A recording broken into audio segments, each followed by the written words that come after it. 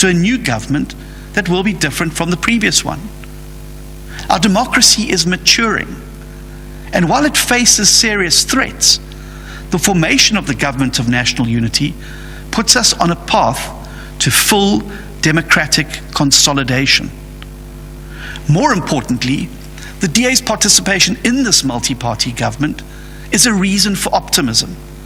As ordinary citizens, workers, business people, and international investors look forward to us contributing our skills in the quest to build South Africa. All throughout the election campaign, I told the nation that help is on the way from the DA. That is a pledge I intend to keep, as demonstrated by our commitment to the Government of National Unity. My fellow citizens, many people here and around the world believe that South Africa's best days are behind it.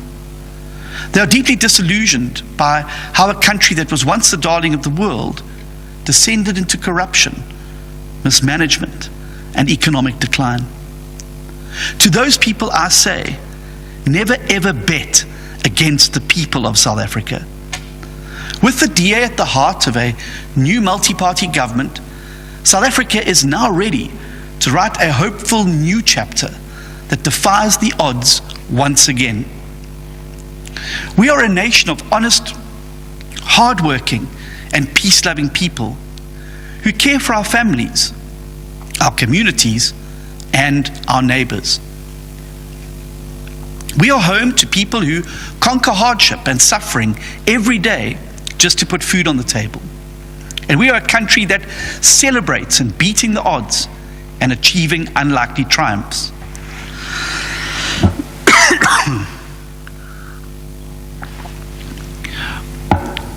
From the spring of our great diversity flows a river of humanity that can quench the thirst we all share for freedom, for prosperity, and for a country we can all be proud of. My fellow citizens, we have done it before, and I know that together we can now do it again. God bless you, and God bless South Africa. Thank you.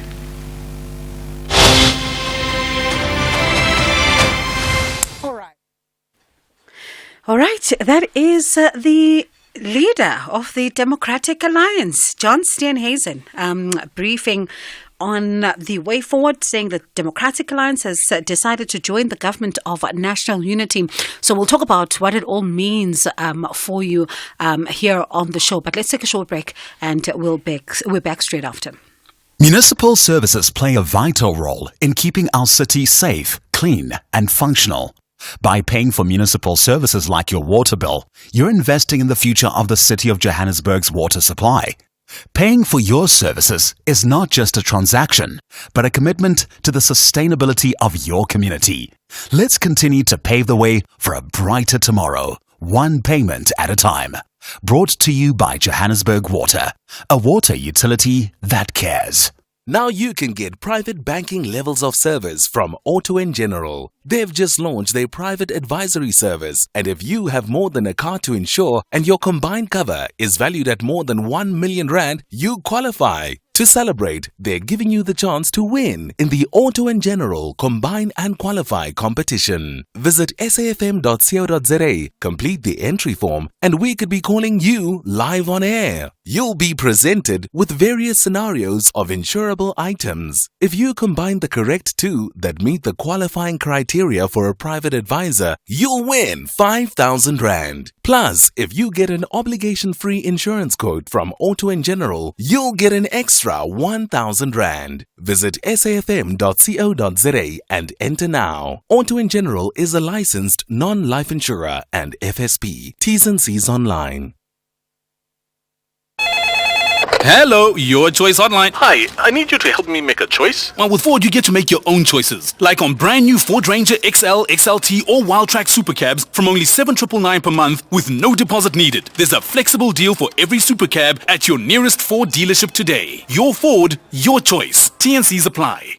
Are you ready to empower yourself with an accredited tertiary qualification? Stadio Higher Education's distance learning programs will set you up for success. Whether you're balancing work and family or you're a school leaver who must work to support yourself and your studies, Stadio offers access to high-quality, affordable qualifications in law, teacher education, commerce, admin and management, policing, and more. Mid-year applications are now open. Visit stadio.ac.za and register today. Stadio, a new vision in higher education. SAFM Sunrise with Stephen Grootes. From what we know, the ANC is going to go into government with the DA.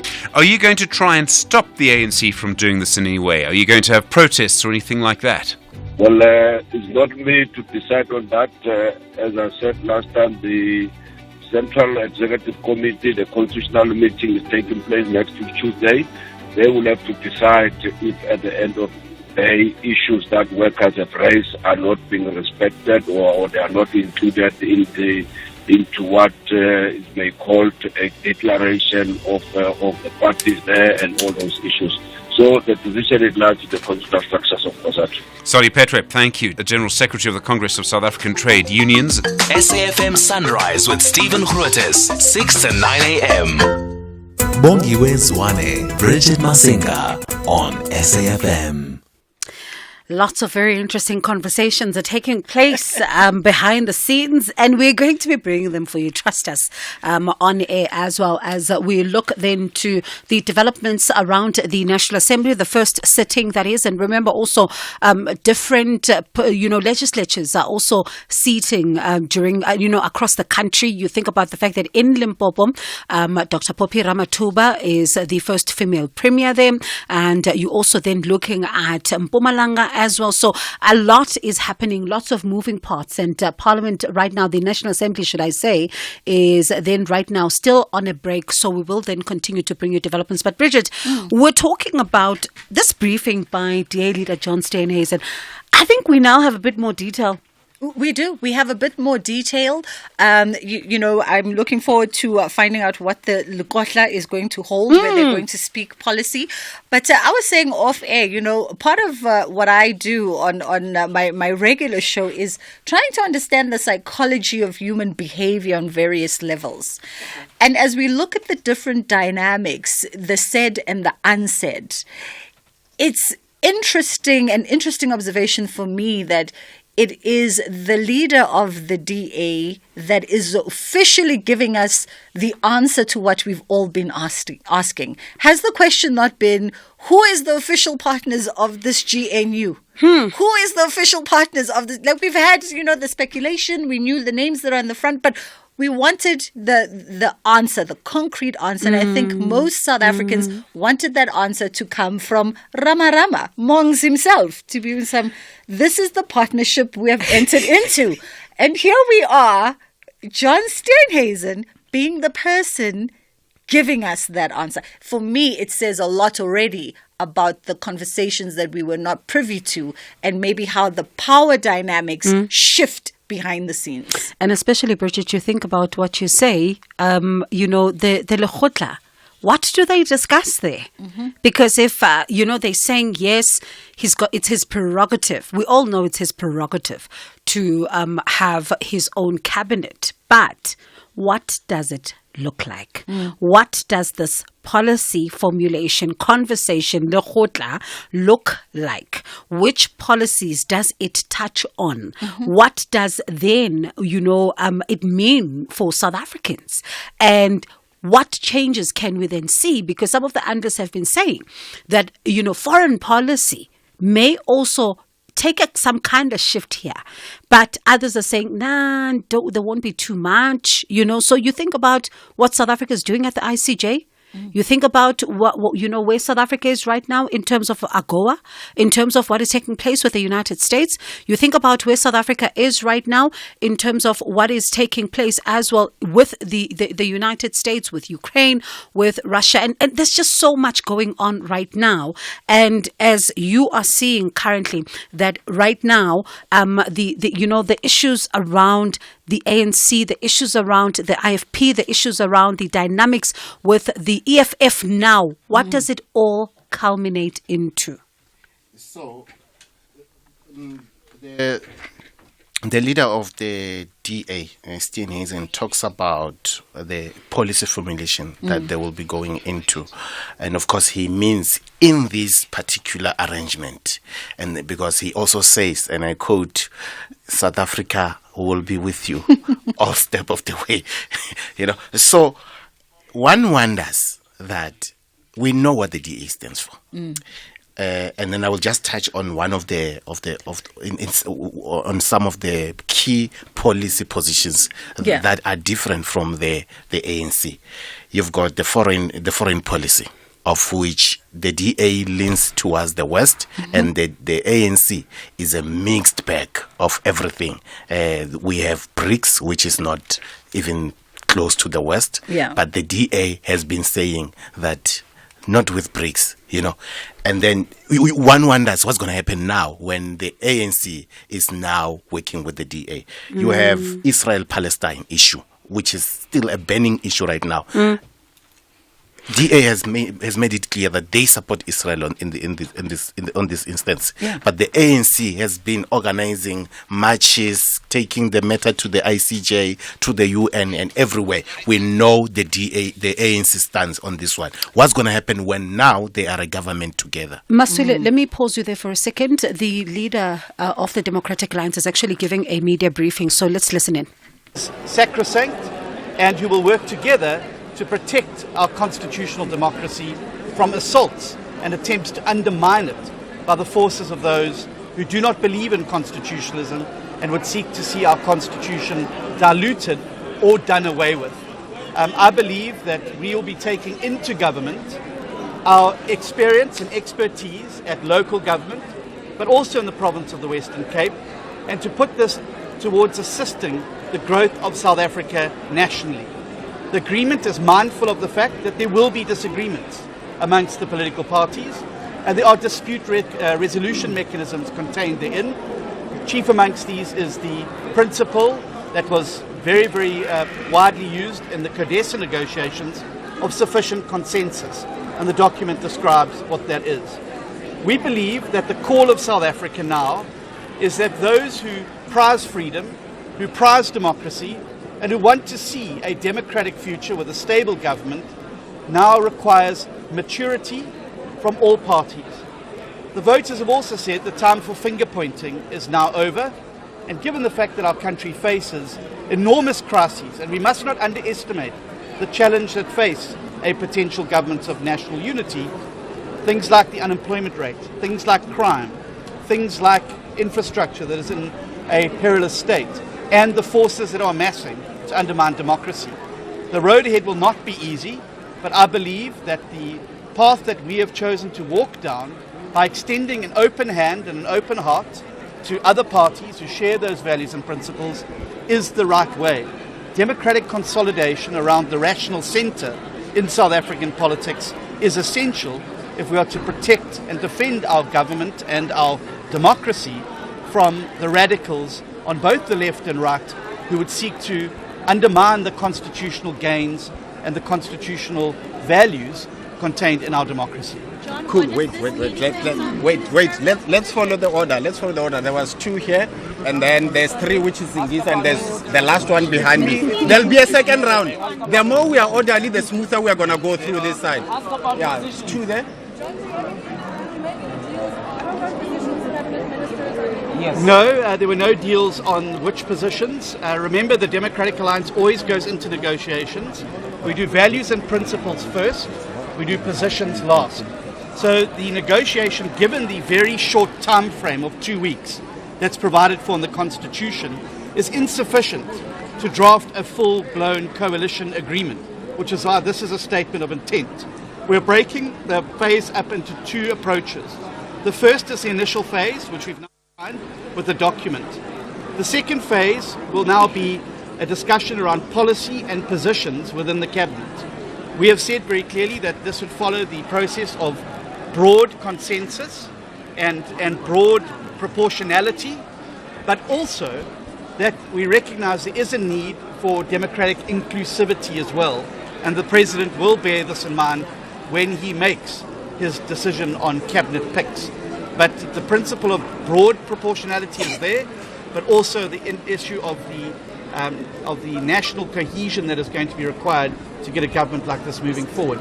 So there are no positions apart from the ones that we'll be voting for today, where we will be supporting President Ramaphosa in his election as the President of the Republic of South Africa, as the leader of the largest party in the Government of National Unity Statement of Intent.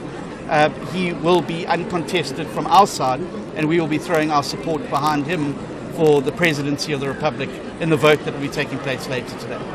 Cool. Wait, brother, wait. There's a sequence. There was 3 and 4. Can you come to the front? And then we'll take the second round, guys. Yeah. Cool. Can you just ask from where you are? Yeah. Okay. Sure. Let's go. Okay. So, Mr. Stenyazen, it's Mawande from the Sunday World. My question is, you opposed the inclusion of MK Party and the EFF to this GNU. Therefore, my question is, if at a later stage the ANC, since it invited them, they agree to join the GNU, will you oppose? And we've made it opposed to the EFF and MK. Is it based on the basis that they are stepchildren of the ANC? And how do you explain working with the ANC and opposing to EFF and MK? Which are more the reality is that if you look at the manifestos of the EFF and the MK party, they do not share the constitutional values and the basic values and principles that we believe are important to get the country moving forward. MK's manifesto called for the abolition of the constitution and its replacement by a sovereign parliament and a dilution of the rule of law by removing the power of the courts in the country. These are diametrically opposed to the basic tenets of a democracy in the country, and therefore that is why we said we would not be part of a government that included parties that are themselves implacably opposed to the constitutional values and principles and the Bill of Rights. If the ANC chose to go into a government with them, well, we'd be very happy to sit on the opposition benches and perform an opposition role. But the foundation of the document is a commitment to constitutionalism and the Bill of Rights in its entirety, which recognizes South Africa with all its diversity and which sets out very clearly what those values and principles contained in the Constitution are. We will work with constitutionalists to consolidate the democratic centre in South Africa. We will not work with radicals who seek to undermine it. Cool. Yes, let's go ahead. Mr. Stenyazen, the youth and students want to know, what is the DA's position on NSFAS, and can you please have a justification for that? Well, we fundamentally believe in NSFAS and we want to see it expanded and we want to see it more efficient. Part of the reason why we believe that we can bring good, clean, accountable government is to make sure that less money is being siphoned off and stolen and more money is being spent on students and the people of South Africa. I believe that having a party that has shown in word and deed where it is governed, that it has a commitment to good, clean, accountable government with clean audits in all Western Cape government departments, with the City of Cape Town's consecutive clean audits, with Midvaal municipalities' consecutive clean audits, that we have shown very clearly that we are committed to ensuring that every cent of public money is spent on the people and not the politicians.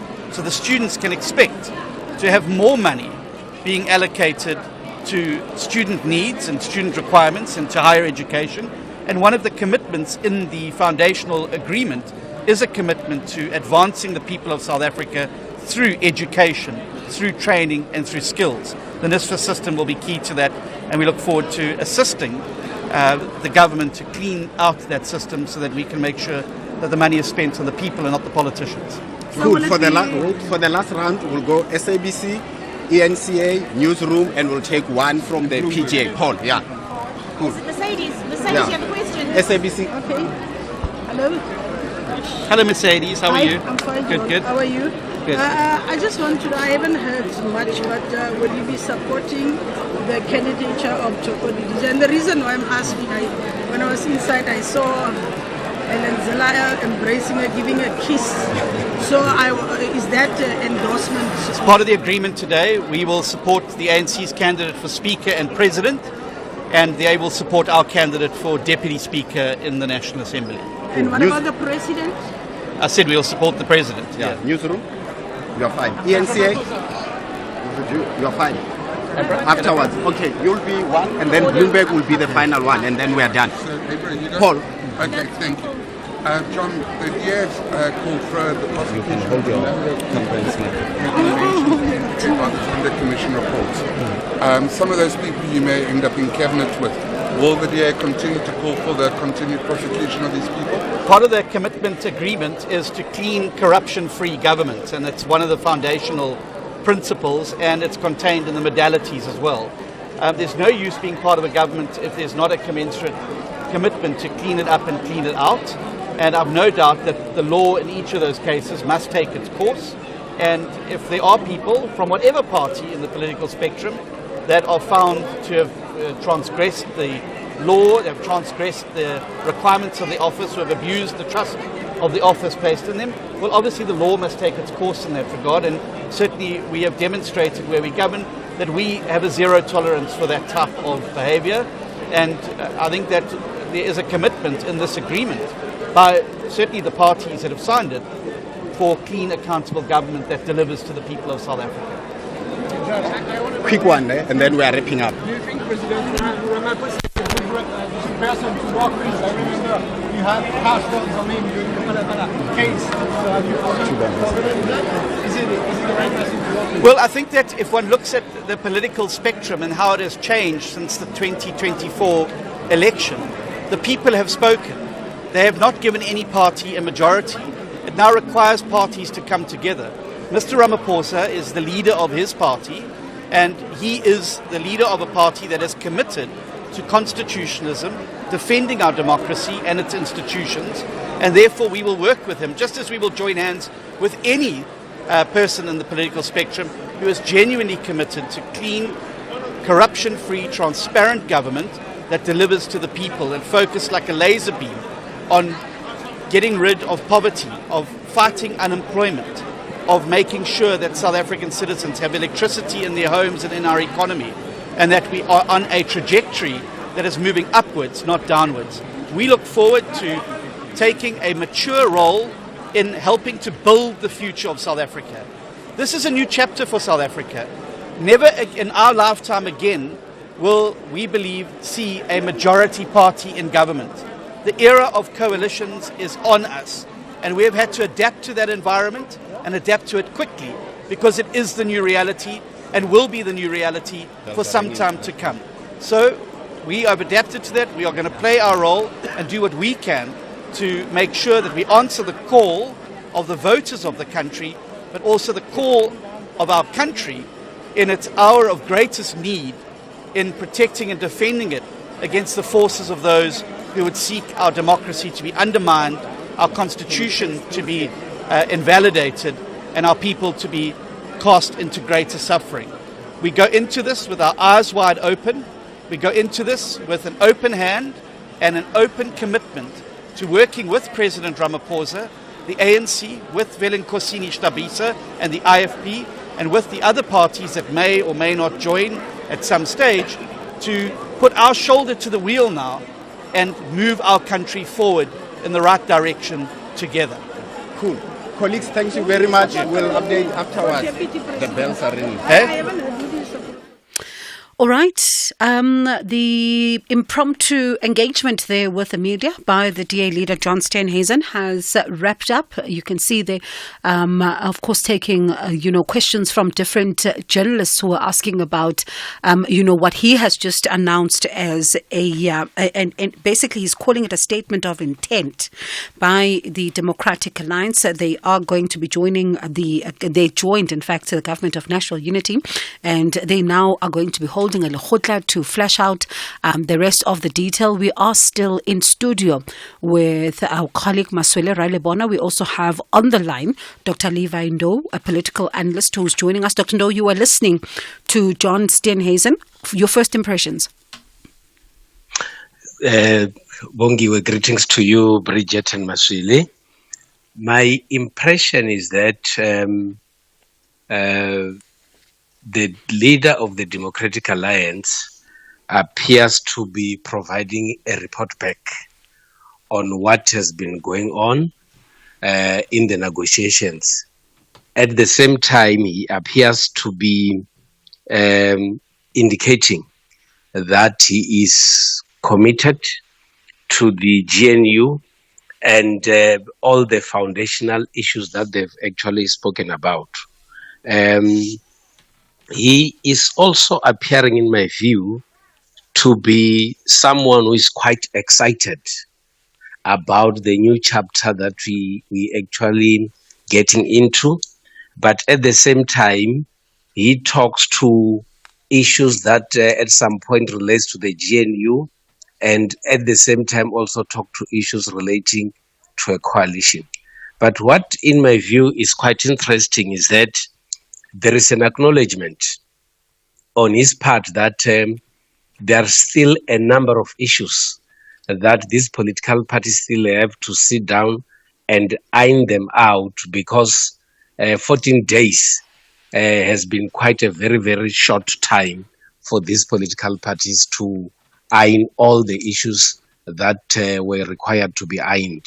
But another serious acknowledgement on my side is that there are parties that are not part of the GNU, and it appears as if the door is still open for them to go and join the government of national unity. I mean, as we listened to his address there, he keeps emphasizing that this is a time for the GNU partnerships to work together against those who seek to derail democracy. And also, I think he said it at least 3-4 times, that it's also a time for the finger pointing to stop. The finger pointing is now over.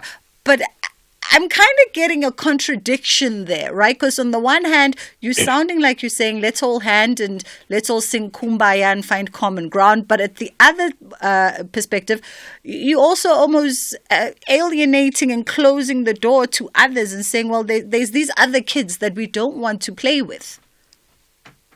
Unfortunately, if you talk of a government of national unity, you still have to open your door and have other kids invited so that they also come in and participate.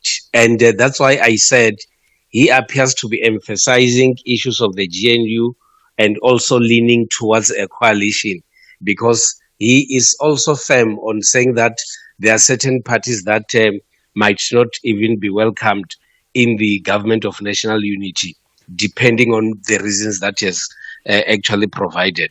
My view is that because there appears to be a clear agreement by these political parties, they should still give other parties to come in and join. And what they should discuss in their lekgotla, in my view, is for all of them to put down all their manifestos and develop a priority list for South Africa, and then they develop a program of action in dealing with all those issues. But you have been covering manifestos, and all these people have been speaking same things in their manifestos. This is the right opportunity for all of them to sit down and develop a program to fix those issues. How easy is that likely, to be, Dr. Ndo? Because I'm saying this in light of the fact that, he's talking about the fact that there's going to be a lekgotla that is going to be looking at the issues of policy. But you do have others who are saying that when you look at our foreign policy, for example, these are political parties that are coming from, opposite sides of the room. So can they then find one another and also develop these policies that, are going to be workable for all of them? Or are we likely to see then a situation like Mr. Sandile Sana believes, a collapse of this government of national unity within 6 months? John Steenhuisen emphasizing a policy discussion, but he also puts an emphasis on how decisions are supposed to be taken in the GNU. And what he does is to refer us back to 1994, where decisions were taken on the basis of sufficient consensus. And you would agree with me that the principle of sufficient consensus at some point became very problematic, because politicians would argue and argue and argue and fail to agree. The GNU of 1994 did not see its lifespan because other members withdrew, and the NNP, to be specific. And if indeed these politicians will not be able to agree on many issues, we also going to see the same thing happening. But my view is that our politicians should have learned, one, from the 1994 GNU experiences, two, from the disruptions that are happening in the metros, and they should actually have got some lessons, but and did they should be able to pardon find me one for another. coming in there. I don't want us to lose that point. Did they learn, in your view? I don't think so, because even when it comes to issues that relates to agreement, issues that relates to simple procedural issues, they've always been pointing fingers at each other. And maybe only after this period, they would have actually changed the tune. But if our politicians cannot change the tune, I don't see these people working together. I don't know then, especially because, South Africans are looking to see what happens now in terms of governance, Dr. Ndo.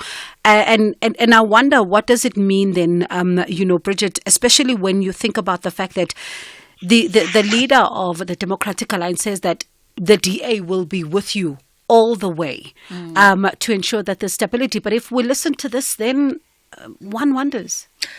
I've got as many questions as you do right now, because there's so many thoughts ringing in one's head. What do we trust? What do we not trust? How do we filter all of this information? And how do we also just maintain our own emotions as the electorate at bay, right? Because we are invested in this as much as we are not in Cape Town and we're not in the discussions. But all those parties have the respective mandates from their constituency. And I'm pretty sure there are a vast majority of ANC and IFP voters right now who are very, very disgruntled. And Dr. Ndo, please take that one. Indeed, it is quite possible. But the issue at hand is that we created this situation. We created a situation where there is no outright winner, and we actually forced these politicians to sit down and form a government that should work. The unfortunate part, which it's a possibility, is that as much as these politicians will talk now as if they are representing us and they've got our interests at heart, they are mostly looking at what is it that they're going to get out of this exercise. Some of the political parties are not participating now in the GNU because when the discussion about participating in government came in, they had already put demands on the table. And if that is the attitude that we're going to get from our politicians, it will be the beginning of the failure of this exercise. Because if the focus is not on the citizens, but it's on what do I get as a politician, then the foundation of the GNU, in my view, would be very, very weak. Dr. Ndo, please stay on the line with us. We do understand that the bells have now been rung and Parliament is expected back in session any moment now. And this, of course, as a number of South Africans, by now they probably would be wondering, when do we have the election of the president? But let's take the news now, and we will be back straight after with developments in the National Assembly.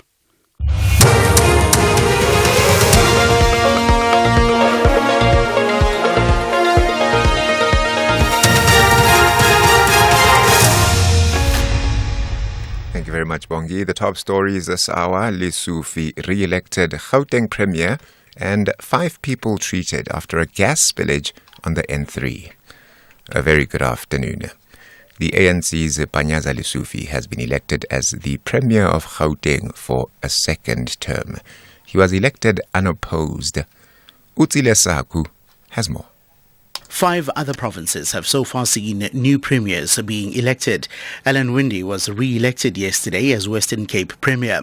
McQueen Letsoha Mataya has been elected unopposed as the Premier of the Free State. Mpumalanga ANC chairperson Mandla Ndlovu becomes the new Premier in the province, replacing Refilwe Mtsweni-Tsipane. Northwest ANC Deputy Chairperson Lazarus Mokhosi has been elected Premier of the province. And Oscar Mabuyane retains the Eastern Cape Premiership after being unanimously elected as the Premier. KwaZulu-Natal and Northern Cape are the 2 provinces where premiers have yet to be elected. Utsile Saku, SABC News. DA leader John Steenhuisen has announced that his party has signed an agreement for a government of national unity with the ANC and the IFP. He made the announcement on the sidelines of the first sitting of the National Assembly. Steenhuisen says this is a momentous day for the country.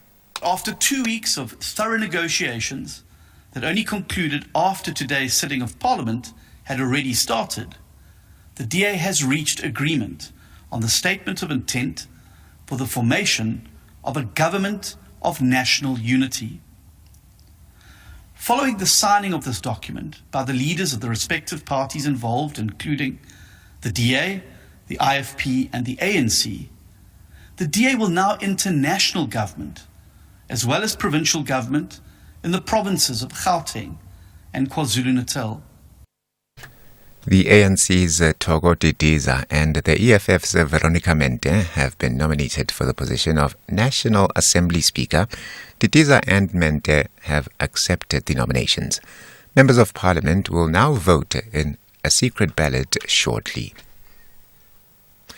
Moving on to other news, labour unions at the passenger rail agency PRASA have given the employer a week to solidify a 5% wage hike for the year 2024-25 that workers have since accepted. Unions Satau and Untu have been meeting with the employer at the PRASA Bargaining Forum on wage talks. They embarked on a countrywide salary roadshow to obtain a revised 2024-25 wage mandate after PRASA tabled a final offer of 5% across the board. Untu says that the wage offer has been accepted with certain conditions and that a CCMA dispute is still in place and can be activated if the employer reneges. Spokesperson Atenkosi Blaikis. The majority of our members that took part in this consultative mandating process did accede to the 5% wage offer by management with the conditions that there will be no retrenchments during this period and there will be a retrospective lump sum back payment. Labour has given management until next week, Friday, 21 June 2024, to respond. Failure to do so will compel us to look at other avenues. It is also important to note that the CCMA dispute for refusal to bargain is still active, so that can be initiated should parties not find common ground. And to end, 5 people have been treated for gas inhalation following a gas spillage from a tanker on the N3 near the Spaghetti Junction in Durban. The N3 Durban-bound lanes remain closed after the tanker, which was transporting hydrochloric acid, caused a gas spill, which may cause irritation and the inflammation of the eyes, the nose and the respiratory tract if inhaled. ALS paramedic spokesperson Gareth Jamieson says that 3 of the 5 people were assisting motorists to stop from going further.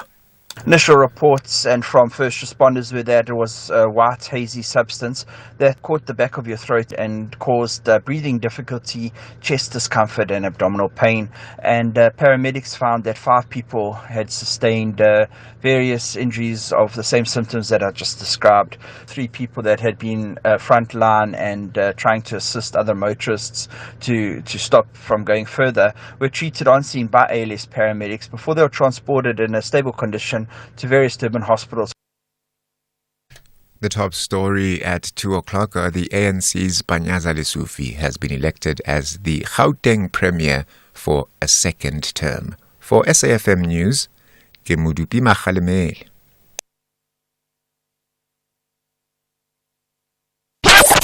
SAFM 104 to 107 nationwide, leading the conversation.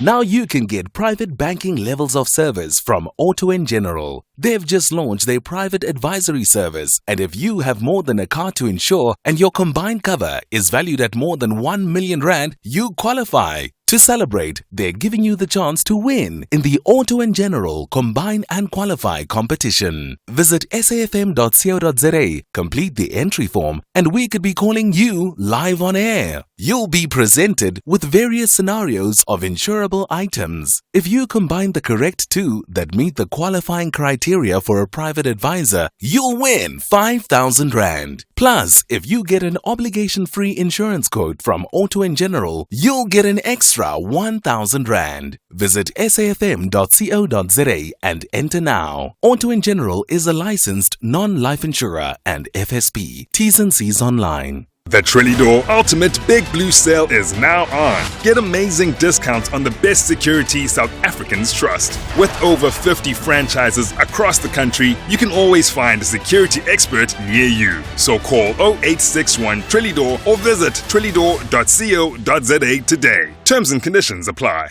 The National Pulse on SAFM. Teenage pregnancies, a pandemic, is that accurate? Let us be very realistic with the facts. This teenage pregnancy is not homogeneously all over South Africa. It is actually focusing on an African child. Now, you need to really look back and say, what are the challenges there? What are the things that you don't find in the white community or vice versa that are actually making these children are vulnerable to teenage pregnancy? Dr. Sibongiseni Dlomo, the Deputy Minister of Health. The National Pulse, weekdays, 3 to 6 p.m. Bongiwe Zwane, Bridget Masinga on SAFM. And of course, we thank you for joining us for this afternoon's special broadcast as we cast our eyes on everything that is going on in Cape Town. But right now, though, we want to just find out what's going on the local perspective in the first sitting of the Gauteng legislature for the 7th administration. It was also taking place today at the Shelbourne Hall, and Judge President of the Gauteng High Court Division, Dunstan Mlambo, was presiding over those proceedings. And we've just gotten confirmation that Panyaza Lesufi has been re-elected. So let's jump on over to our colleague, SABC reporter Sashin Naidu. How are you doing? Hi, good afternoon, and thank you for having me. Pleasure. Let's get an overview of the lay of the land at the Gauteng legislature. Yes, so basically what happened today was that we got off to quite a late start at the Gauteng legislature. Proceedings were set to get underway at around 10 o'clock this morning. However, we only saw the official proceedings starting at around 11:15. We then had the official swearing-in ceremonies of all the MPLs, thereafter followed by the election of the Speaker as well as the Premier. So as we stand at this stage in Gauteng is that we did see the ANC's Audrey Mosipia being elected unopposed as the Speaker of the Gauteng legislature. And as we would know, Mosipia takes over from the former Gauteng Speaker, Ntombi Migwe. We then had the election of the Premier, where we did see another unopposed vote getting underway, where the ANC's Panyaza Lesufi has in fact been elected as the Premier of the province for a second term. So following that, the Premier said that he is nothing without the alliance partners, but most importantly, the movement of the people by the movement, movement by the people of the people. So he then went on to say that his main responsibility and priority is less talk and more work to grow the province of Gauteng. And Sashin, one then asks the question, because you think of a province like Gauteng, for example, and how a number of people were looking to see, what the developments would be. Let's speak about the different political parties that worked together for this moment to be possible. Yes, that is correct. So as we would know that Panyaza Lesufi has been brought back as the Premier for a second term, and we do understand that this is actually following the national government of national unity, where they announced that they will be in partnership with the DA as well as the PA and IFP. So at this stage, it still is a bit unclear as to when the Premier will announce his cabinet in the province, because we do know that this decision was taken at a national level on or quite later on this morning. So we do understand that it will take some time for these negotiations to actually consider the cabinet of Gauteng. So hopefully in the next few days we will see that taking place. All right, Session, thank you so much for that update there. And we will be taking you to different legislatures across the country. Currently, what is taking place in the National Assembly is the election of the Speaker of the National Assembly. You're seeing there going to actually cast their votes. Prince that's Zuzifa there, who has taken over from his father, the late Prince Mangosuthu Buthelezi, walking there with Inkosi, of course, coming from the IFP as well. And when you look at this particular makeup of, these MPs that are now going to be casting their votes, that's the Deputy Minister, of course, would be former now Deputy Minister of Kokta. You also then are seeing the Glynis Breitenbach from the Democratic Alliance. They're all going to now be casting their votes there for the Speaker of the National Assembly. Quite a critical position. Two contenders are on the list. That would be Veronica Mente from the EFF, as well as the ANC's Togo Didiza. And of course, you'd remember Togo Didiza, no stranger to politics. She's the minister, was the Minister of Rural Development and Agriculture. And then a step back in history. This is also a woman at some point that some believed would have been the mayor, Maswili of Tshwane. And we then saw Tshwane burn, as it was termed at the time, with some who were opposed to her being, a mayor taking over from the now electricity minister, Dr. Hossein Tsoramkgoba. Yes, it was in 2016, just before the local government elections, when Ramokgopa was removed, or the ANC indicated that Ramokgopa will not be going back as the mayor. Then the ANC, as they were lining up their mayoral candidates, Togo Didiza was then announced as the mayoral candidate of Tshwane in 2016, and then that thing was called the Tshwane unrest. I remember driving into Mamelodi during that period, and they were the city to city. Remember, city to city replaced Patco in Mamelodi, and then there was a lot of buses that were banned. You couldn't even get in as a journalist. I managed to get in one of the days, and then I could see the Nyaupe addicts taking pieces of the garbage left behind, and then we drove to Soshanguve, and immediately after passing the Soshanguve Magistrate Court, behind us, I remember I was with one of the interns during the time, they started a fire. And then we were standing there, we realized that if we don't move, something may happen to us. But maybe, Bongiwe, before we move on, just have to remind our listeners as to who is voting and how as we speak now. We're looking at the ANC with 159 votes or members of the National Assembly, followed by the DA at 87, Kontowesi at 58 members, Economic Freedom Fighters at 39 MPs, Inkatha Freedom Party 17, Patriotic Alliance 9, FF Plus 6, Action SA 6, UDM 3. Now these are the parties that got less than 1%, starting with UDM 3 seats, ACDP 3 seats, Rise Mzansi 2 seats, Cape Coloured Congress 2 seats, Bosa Musema Imani here 2 seats, African Transformation, that's ATM of Vuyo Zungula at 2 seats, Al Jamaa at 2 seats. You have the PAC at 1, Good Party Patricia Delil here 1, and you have got the newly formed party that managed to get 1 seat in the National Assembly and 1 seat in the Limpopo legislature. That is the United Africans Transformation, Bongiwe. And Masuli, of course, we Bridget, we're thinking about the history of this particular position as they have, we've seen it in the past. We've seen different people occupy this very critical position of the Speaker of the National Assembly. Bridget, I mean, some interesting names we've seen.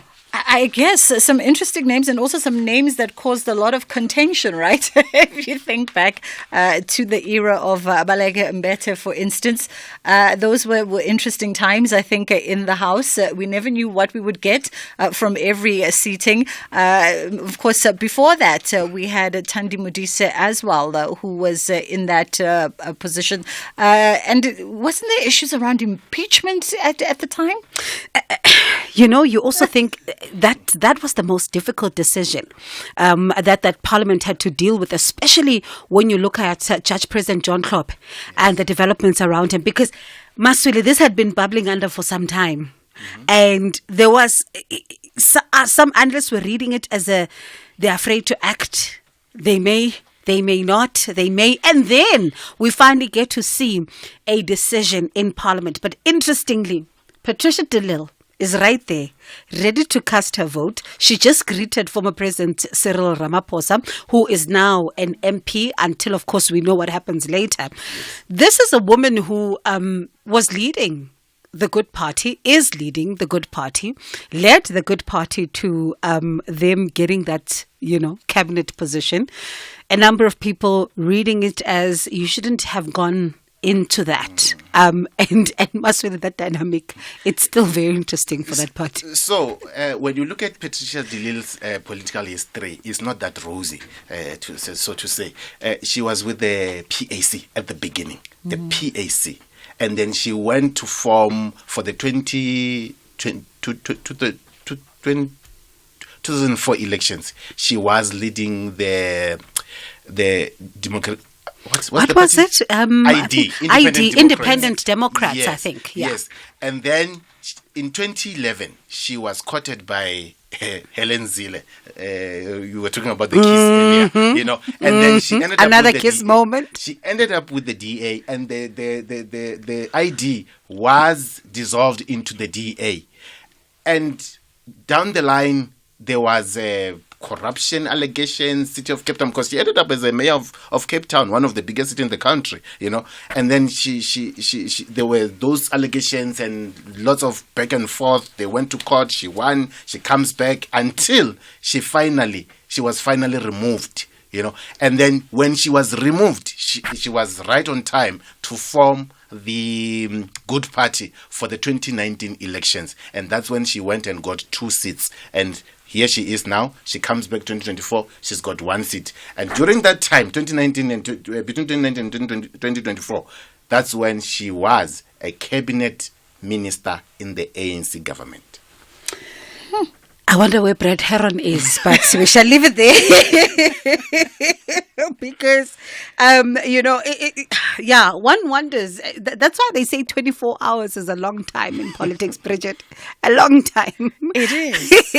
It is a very long time. Also interesting to see as this voting continues. I want to find out from, of course, Masweli, who's with us here.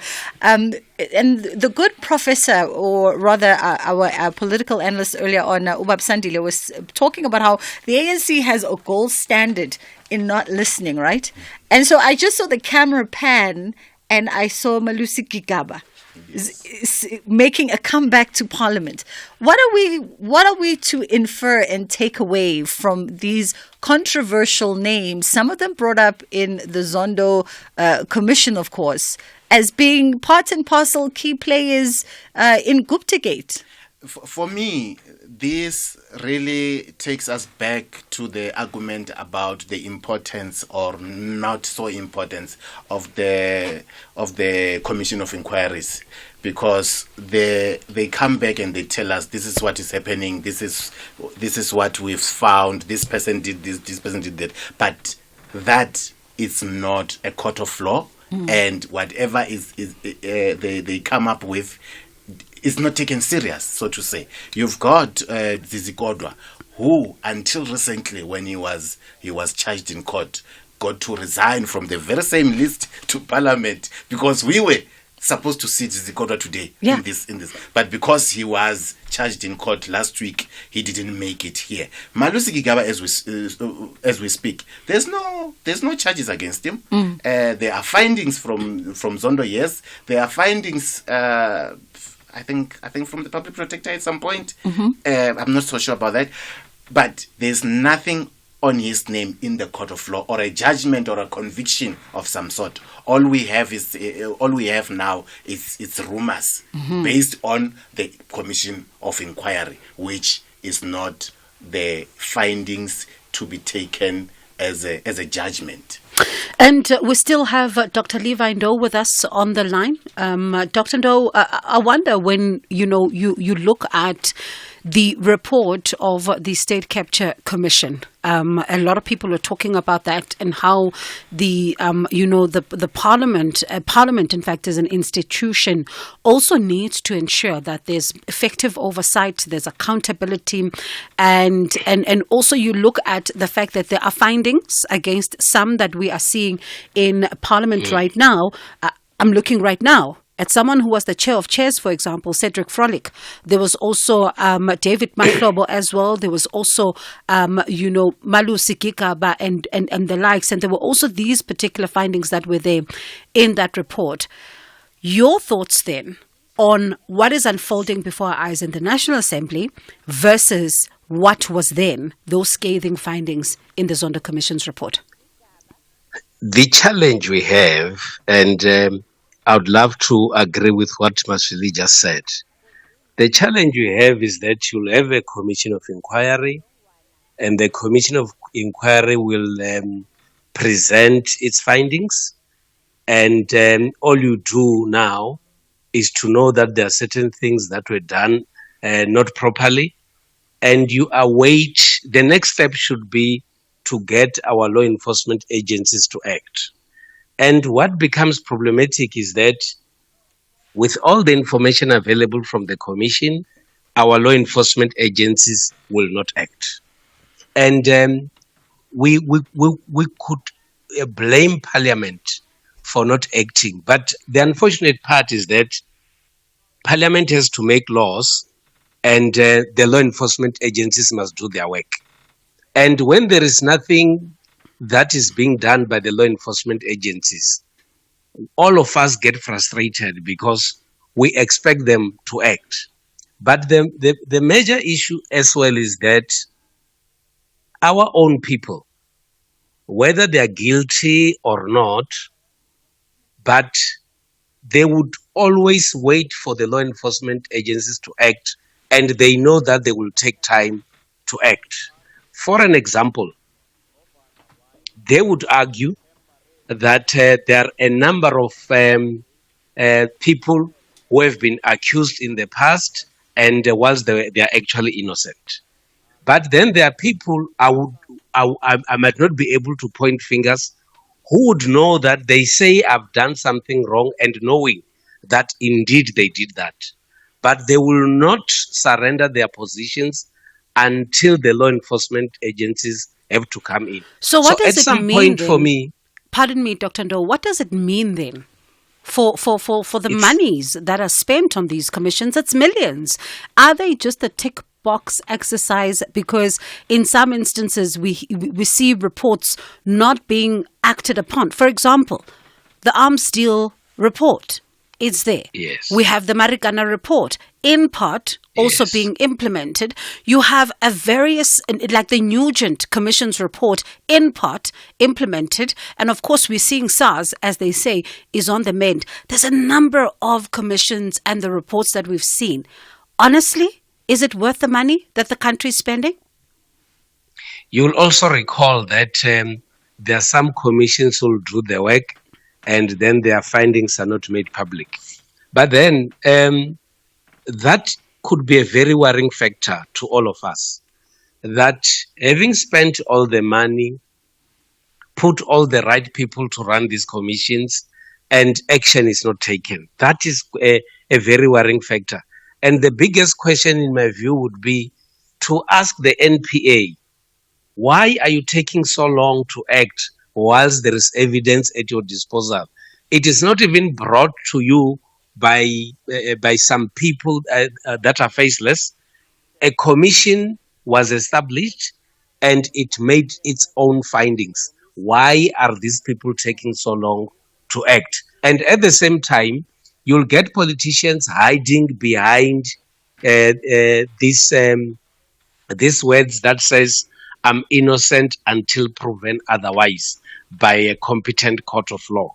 And those are some of the issues, in my view, that are actually derailing us as a nation. But I constantly put the blame on our law enforcement agencies that they don't appear to be working in the best interest of all of us. All right. I guess then, quite a lot to be said about that very process.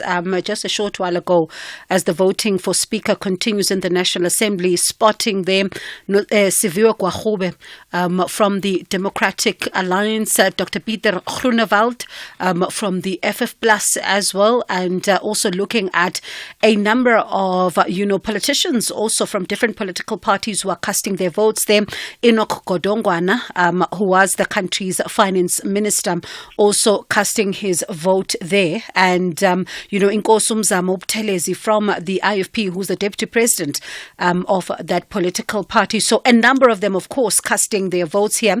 You're looking at Mkhuleko Hlengwa from the IFP, Al-Jamaa leader as well. And it's interesting when you look at the dynamics of Al-Jamaa, where they find themselves right now.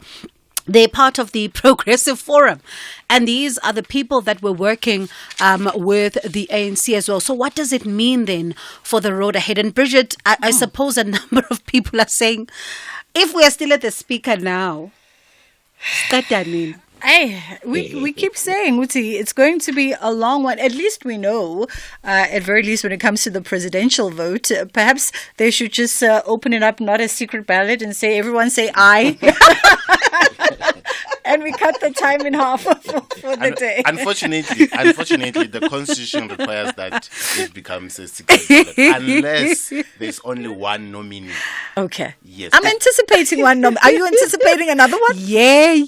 If we are seeing votes in and nominations in protest, as Maswili has described it, Bridget, you never know. What if the list is 10? The progressive caucus may fill their own fielding a candidate. You think they'll ask for another caucus?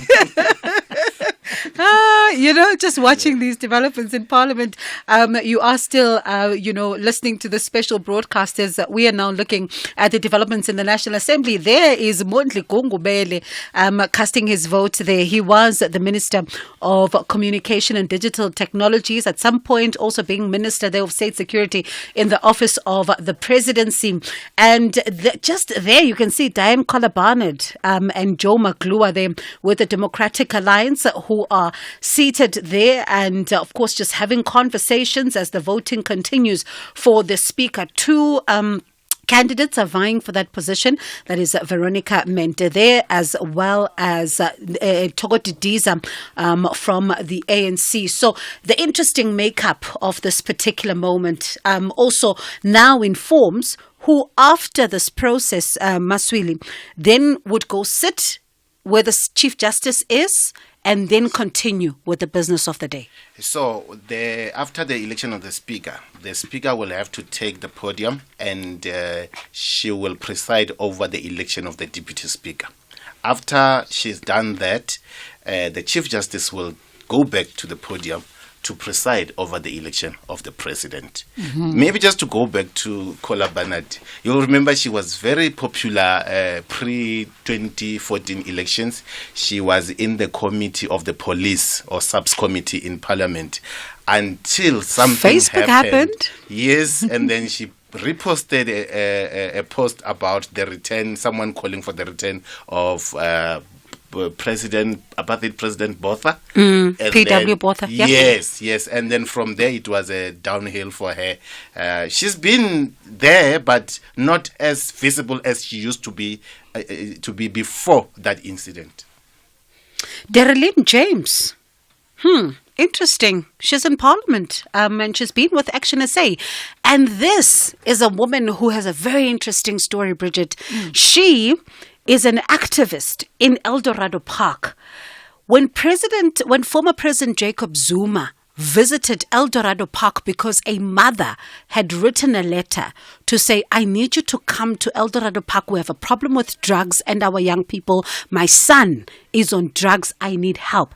This is the woman, Darylene James. And she's been at the forefront of a lot of activism in the area of, El Dorado Park, and then culminating into joining Action SA. So it's interesting that now she's here in Parliament as well, in the National Assembly. And this also speaks to her activism, I suppose. And Bridget, I do think, also speaking of activism, our listeners as well. They are indeed been patiently waiting to chime in with their thoughts and opinions for this special broadcast. And our WhatsApp lines are open on 061-410-4107, as well as our call lines on 086-000-2032. We'd love to hear what's on your mind. Conversations that you connect with and react to. SAFM. Good day, SK. I personally don't think there's anything wrong for the ANC to invite everybody. Invitation doesn't necessarily mean you are abandoning your policy. You invite and tell the people, this is my policy, this is how we want to take the country forward. If you conform with this policy, if you align with this, then we can work together moving the country forward.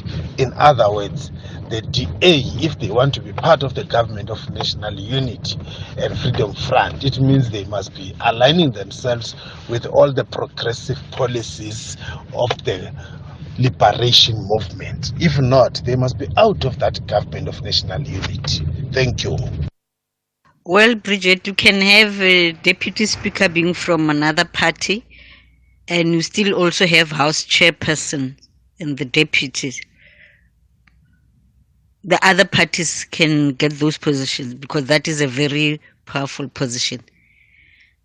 House chairperson is the ultimate person who decides the activities of the House, even before the Speaker. Only go to the Speaker when there's a deadlock with the House chairperson, or the House chairperson can decide for one reason or the other. But House chairperson can have a member of the opposition or the deputies. So it's not as if it's the end of the world that the ANC has got the Speaker. Hi, Joe from Durban. Just find it a bit rich for Steenhuisen to be going on about corruption-free government, if only that were true for the DA as well. The DA, where it's been in power, has also been involved in tenderpreneurship and corruption, perhaps reported less in the mainstream media, but existing nonetheless. I imagine now that the DA has gotten the tentacles into the seats of power and government at the national level, they must be gleefully enjoying cannibalizing the ANC over the next 5-10 years. To be left just with theoretically and in maybe in theory a few far left parties, but the rest will be swallowed up with the money the DA will bring to the party.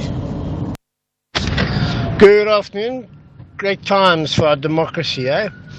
Let me tell you what I think has happened.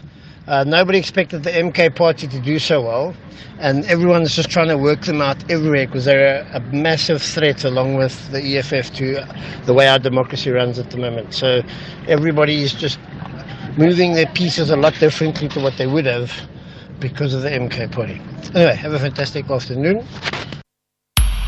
SAFM values your views. Be an active citizen.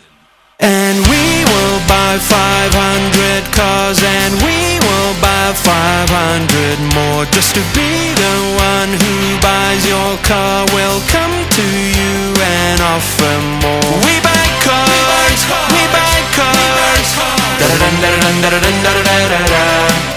We buy cars, we buy cars.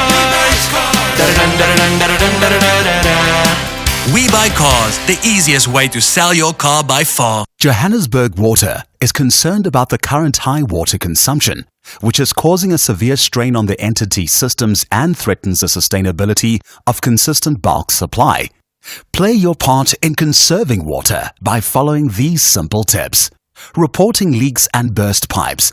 Do not leave taps dripping and repair your internal leaks.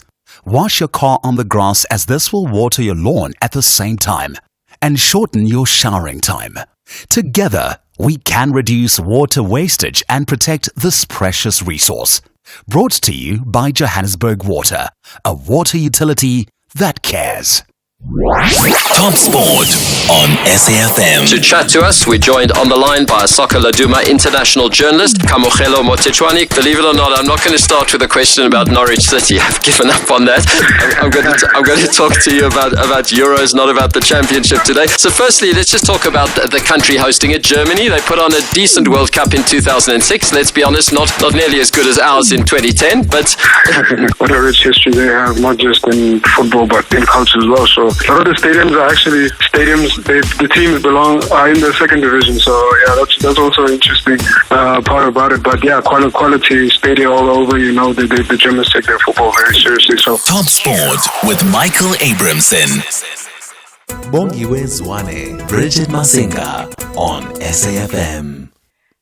Continue with this afternoon's special broadcast. It's been an extended special broadcast, and I'm in studio, of course, with my sister in arms, Bongiwe Zwane, and joining us also, Masweli Radibona is in studio with us, and we dip in and out to our various political analysts that have weighed in with their knowledge and expertise around what is transpiring in Cape Town right now. But we do invite you also to be a part of the conversation, and you can send us a voice note on 061-410-4107. That's on our WhatsApp line, or you can give us a call on 086-000-2032. In fact, Alfred, I know that you're out in Cape Town and you've been patiently standing by. Is there a chance perhaps that you are in the corridors of the Cape Town International Convention Centre and you can give us an insider's view of what's happening?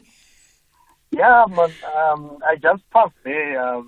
In the morning, I just saw a huge presence of police officials, police officers there.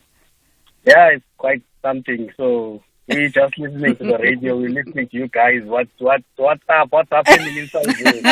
What's really happening? So, yeah. Alfred, you say that you are happy with the positions thus far, but you left us all in studio wondering what positions? What do you know that we don't know? No, these elections just took like a huge 360-degree turn, which people didn't actually thought it would be. So now I'm just asking myself, what will be the position of the ANC, of the DA, of the EFF, all those parties? If you remember very well, the way like the EFF was going about post before the elections, So I'm just being confused. What's going to happen from today? What's really going to happen? The swearing in of the MPs. I don't know. Yeah. That says a lot. Alfred, thank you so much for your call. 086-000-2032 is the number that you can call us on, or 061-410-4107. And of course, looking at what is taking place in Parliament right now, Phemima Jordina, the former chief whip of the ANC, that position has now been occupied by Mdumiseni Ntuli, who was the party's head of elections, and also the provincial secretary in KwaZulu-Natal, Supra Mahuma Belum, a former Northwest Premier, and also was chairing that tourism committee in Parliament. At the same time, we saw just a short while ago Thandi Mahambe Hlala, David Mahlobo as well. But let me bring in Dr. Ndo on this interesting point. Dr. Ndo, a short while ago, we're seeing a Musi Maimane going to cast his vote. He's now not a Musi Maimane who's the leader of the opposition, that would have been the Democratic Alliance at the time. He's now a Musi Maimane coming under the umbrella of Bossa, for which he is now a leader.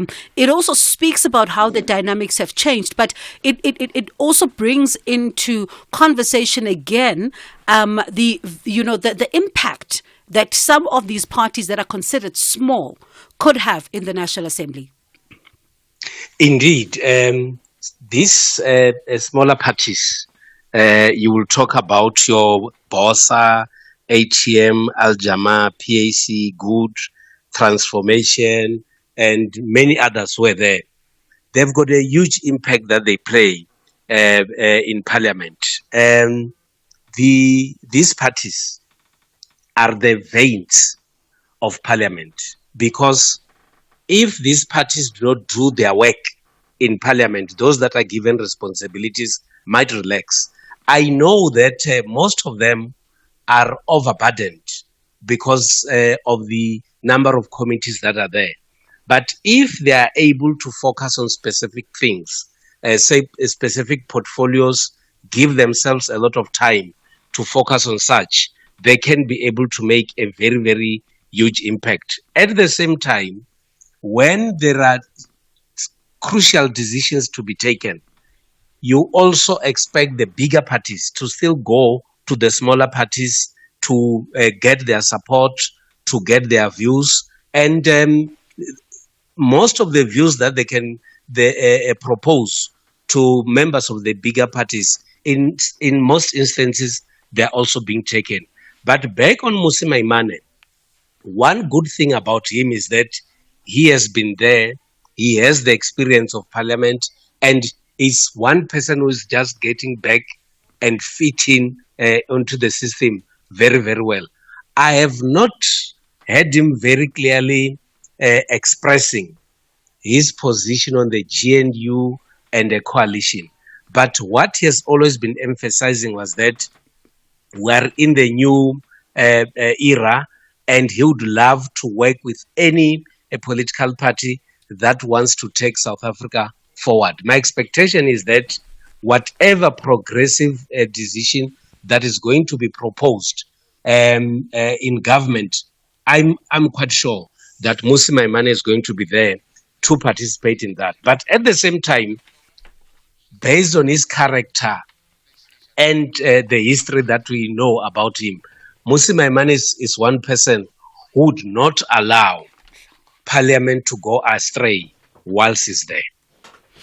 All right, quite interesting there. Gwede casting his votes. We also saw EFF leader Julius Malema as well, and also Bridget Masinga from the Democratic Alliance also casting their votes there. And Bridget, speaking about the developments, there's also quite a lot happening in the provincial legislatures. Absolutely, and I think we're probably going to head on over to the KZN legislature right now, where the Judge President of the KwaZulu-Natal High Court, Tobopoya Luate, was presiding over the House sitting there. And our colleague on the ground, Fanele Mhlongo, is going to give us an update. Fanele? Yes, good afternoon. Yes, go ahead. How are things looking at the KZN legislature? As we are coming to us right now, the KZN legislature has just finalized the election of the Speaker of the KZN legislature. Nontembeko Boyce of the ANC has been re-elected as the Speaker of the legislature in the province, and she received 41 votes. Earlier, she was nominated alongside MK's Mervyn Dix, who received 39 blocks. These results are an indication of that. The members of the GNU bloc all voted for Unontembeko, while the members of the MK and EFF bloc now voted for Mr. Dix. Very interesting, I think, and considering that there was a conversation yesterday, I think during the EFF presser, was last night before, where they were talking about, the EFF leader was talking about how it would be an injustice. Mm-hmm. In fact, he cautioned that it would be an injustice to go against the will of the people in the KZN and to, keep the MK party out.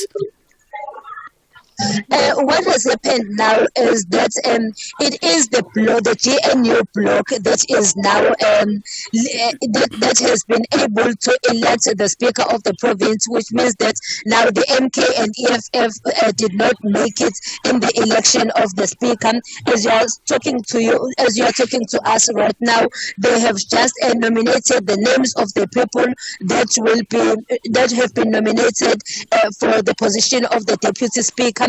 and that is Mabato Tembe from the GNU bloc and Shane Ponsera from the MKEFF bloc. Since it's more than one person that has been nominated for this position, so they will again be going for secret ballots, which we don't know how long they will take.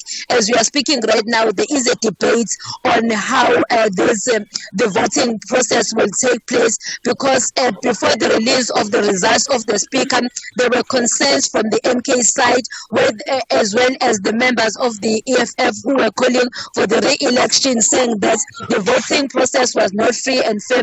There are videos that are now circulating whereby people were taking the pictures and videos of how they had voted. Interesting developments.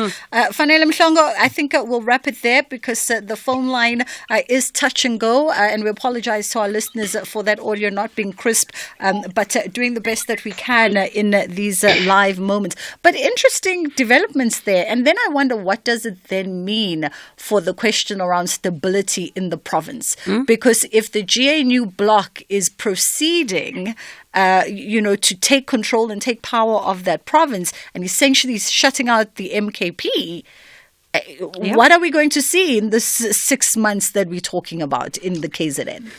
Dr. Ndo? Well, I expected something like this to happen, but I had a lot of anxiety because there were meetings that were taking place, and all these parties wanted the vote or the support of the National Freedom Party. And it appears as if the National Freedom Party has actually decided to go with the government of national unity. I think there are lessons that we need to learn from all this. The first lesson is that procrastinating is also one of the challenges that might have caught up with other political parties. And sometimes also putting up demands which some people would say are unrealistic or they cannot be met could also be a problem. But my sense is that the MK party, having got the bigger share of the votes in KZN, should be, in my view, the party that has to lead government. All right. If Dr. we're talking Ndo? about the current arrangement, unfortunately. Yeah, let's continue this conversation just after this break. And yeah, interesting dynamics there unfolding in KwaZulu-Natal. We're back straight after. When the 5 years on your Audi Freeway plan comes to an end, what's next for your Audi journey? Extend your cover with the Audi Freeway Plan Extension. Get uninterrupted service excellence and continued peace of mind for up to 15 years or 300,000 kilometers. Or choose Audi Value Service, a convenient and affordable plan which covers your servicing needs over 2 years or 30,000 kilometers. Keep your Audi with Audi and experience value beyond tomorrow. Visit audi.co.za to find out more. Father's Day is just around the corner, and it's the perfect time to show Dad how much you care with the widest range of gifts from Dis-Chem Pharmacies. Treat him with state-of-the-art gadgets like wireless audio devices so you can jam to his favorite songs, and specialized electrical grooming products to maintain a clean look. Spoil him for choice with a Dis-Chem gift card. Father's Day specials now on until 16 June, only at Dis-Chem Pharmacies. Better health starts here. Channel your inner traveler on Top Travel this Saturday night at 8:30 on S3 as we scuba dive the kelp forests off the Cape Peninsula and kayak with the local penguins. Book into the beachfront suites of any couple's dream, take flight from Signal Hill, land just in time for lunch at Chef's Warehouse, and enjoy the classic Cape Town experience. That's Top Travel this Saturday night at 8:30. Repeat Sunday at 1 p.m. on S3.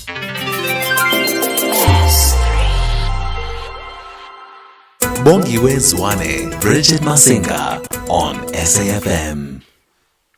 All right, you are still listening to the special broadcast there as we're watching the election, the voting for Speaker underway in the National Assembly. Quite interesting developments there, even from KwaZulu-Natal, as we heard there from Kwanele Mhlongo, our colleague there, who was saying that the government of national unity, Ntombendle Boyce, getting their 41 of the votes as compared to Mervyn Dirks, who was being, just touted also for the position of Speaker in the provincial legislature of KwaZulu-Natal, getting 39 of the votes there. It's now the Deputy Speaker voting process that is underway there in KwaZulu-Natal. And speaking of KwaZulu-Natal, in the National Assembly, voting now is someone who knows that province well and comes from there. That's Dr. Zweli Mkhize, who is now voting in the National Assembly. And, just apart from being even the health minister, he also led that particular province. And this is during the time when the ANC, just across the country would be enjoying the majority there. So you're also seeing on your screens, just passing through would be former public protector, Advocate Busuwe Mkhobane, as well as Hlengiwe Mkhalipi there, just walking past from the Economic Freedom Fighters. And Dr. Ndou, you were still talking about, the dynamics in KwaZulu-Natal as Bridget was raising this, just post that conversation with Fanele, that what happens now in the provincial legislature of KwaZulu-Natal? It's a lesson, Bongiwe, that when you don't have an outright winner, the first thing that you do when results are declared, start going out and look for partners, start negotiating. Don't be very stubborn, just be very flexible, reach out to other political parties if you really need to be in government. But I think it's important to refer to what has happened in the past. In the different metros that were hung, you had the ANC having got the larger share of the votes, and therefore you got other parties running those metros. The same appears to be heading towards that direction with KwaZulu-Natal. That I think the MK party might have taken longer period of time before it could negotiate with other political parties. And my sense is that had they started negotiating long time ago, we wouldn't be having a situation where votes would not go the way of the MK party because they've got a bigger share of the votes. Maybe they could have had other discussions and the MK party might still get other positions in the province of KwaZulu-Natal. But delaying in terms of ensuring that you participate in the negotiations, you might easily find yourself in the situation where the MK party is finding itself now in KwaZulu-Natal. Interesting. There's so many opinions and schools of thought about what is currently taking place in the province of KwaZulu-Natal. There are some who are saying that the MK party is playing the long game, especially when it comes to the local government elections and what happens in the future, because as Bridget said, there are some disgruntled members within some of the political parties that are working together right now. So there is that school of thought. Then there is the one that you're giving to us now, Dr. Ndou, but also all of this, Masweli, read in the context of what is taking place in our metros. Yes, the first mistake that was done by MK was that when you look at them, that protest they started at the Rock at the Results Operations Center, which kind of set a tone to their provincial structures, if they even have those provincial structures, to say this is the posture we are taking. We are protesting the results. We are not accepting the results. And even when other parties were waiting for them to come and say, let's negotiate, they were still sending the confusing statements. You will remember on Tuesday when Tlamulo Ndlela, or in one of our SABC programs, said MK will be in parliament. And then the following day in the morning, there was a statement to say, no, MK will not be in parliament. Then you ask yourself, Why are we expecting these people to even form a government when they don't seem to have their own house in order? We don't even know where is their headquarters as we speak. We don't even know what are their policies except what they communicated via media. So you can say whatever you want to say now about them, but for me, them not going into government now, I think it's a good thing for now. A blessing in disguise. Because they don't seem to know what they are doing themselves, except the fact that they went into the elections and came out, I can say victorious, because they had nothing going into these elections. Came back with 58 seats and even 45% in KwaZulu-Natal. But they don't seem to be, their house doesn't seem to be in order. I'm going to reserve my thoughts. I was actually looking at you, Bridget. Reserve my thoughts because my thoughts might be uncensored and it might be unprofessional. Joking. Okay, maybe before we go, just to say, amongst the MPs that are voting for the speaker today, for the first time in South Africa, we have a 20-year-old Cleo Velskut from the PA, who's in Parliament, and then we have a 22-year-old also from PA, Jasmine Peterson, who's also voting there. But also, according to the IEC, we have 12 candidates under the age of 29 who are voting today, and then 67 of those are between 30 and 39, which means young people are well represented in Parliament. We just don't know the results going forward. It speaks of this generational mix that we always hear about, to say that there must be a transfer of knowledge. From the old to the young, to everyone must be empowered in order to speak at the table. And I suppose, Dr. Ndo, this, as we end off, is speaking to the very concerns that some would say you are not speaking to young people, but you are speaking at them. So now, them being right there with everyone at the table, it also kind of puts them at ease, doesn't it? It does, and my view is that this is the right moment where we have young people in Parliament, and I think the older generations that are in Parliament there should also be flexible and give these young people responsibilities in Parliament, because these are our future leaders. We need to get presidents out of these people. We need the transfer of skills, of knowledge on parliamentary issues to these young people, because they are our future. But more importantly, I need to get these young people, making sure that the voice of young people is constantly heard in Parliament. I want to hear these young people talking about the challenges of NEPSAS. I want to hear these young people talking about issues that relates to education. I want to hear these young people talking to issues relating to drug abuse and alcohol abuse. I need these young people to be the champions of all the issues that are affecting young people, so that young people should say, indeed, we have got our own that are in Parliament, we are properly represented. All right. Thank you so much, Dr. Ndo. We appreciate you staying with us. Can you believe 3 hours is gone? It's so fast. So quick. In a blink of an eye. And so much ground was traversed this afternoon. And I think we will wrap it here for today. It's been a blast having you this side of the building. It's been a blast to be here. Thank you. And of course, Masweli Radibone, it was lovely to lay eyes on you, in the radio section of SABC. I've been listening to SAFM, but I only know your voice. You have no choice but to listen to SAFM. Thank you guys for accommodating me today. No, we appreciate it.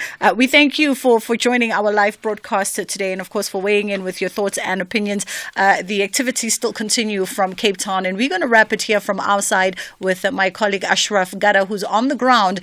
He's going to be bringing you more of the developments on the National Pulse from myself and of course Sis Bongiwe Zwane. Bye. I'll catch you on Full View later. Inshallah, God willing, we get to do it again.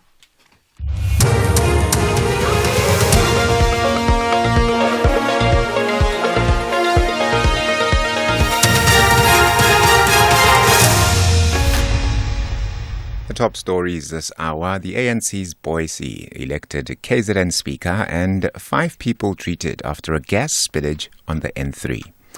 A very good afternoon. The ANC's Nontembeko Boise has been re-elected as the Speaker of the KZN Legislature with 41 votes. She was earlier nominated alongside the MK Party's Mervyn Dirks, who received 39 votes. Members of the MK Party and the EFF unsuccessfully raised objections to the voting process, questioning its secrecy and calling for a revote. Boise has been serving in the same role since 2019. Here is KZN Judge President Toba Poyolwati making the announcement. I now have 80 ballot papers. There were no spoiled votes. Notemba Boys, 41 votes. Mervyn Alexandra Dex, 39. In terms of Section 6C of Part A of Schedule 3 to the Constitution, I accordingly declare Notemba Boys the Speaker of the KwaZulu-Natal Legislature. In Gauteng, the ANC's Panyaza Lesufi has been elected as the Premier of the province for a second term. He was elected unopposed. Lesufi says his priority is less talk and more work to grow the province. Thank you so much for assigning me to be an instrument of change. Thank you so much for assigning me to be an instrument of liberation. To the ANC PEC, you have once more demonstrated our unity agenda, that it's solid and unshakable. Fellow honorable members, failure is not an option, but success is compulsory. Meanwhile, the ANC's Audrey Musupia has been elected unopposed as the Speaker of the Gauteng Legislature. She takes over from Ntombi Mekwe. Musupia says her responsibility will be to serve the people of Gauteng. Our responsibilities here as legislators is to serve the people of Gauteng. That should be the very top of our minds at all given times. Also, request the members that all of us respect the House. At the same time, voting for the position of Speaker of the National Assembly is currently underway.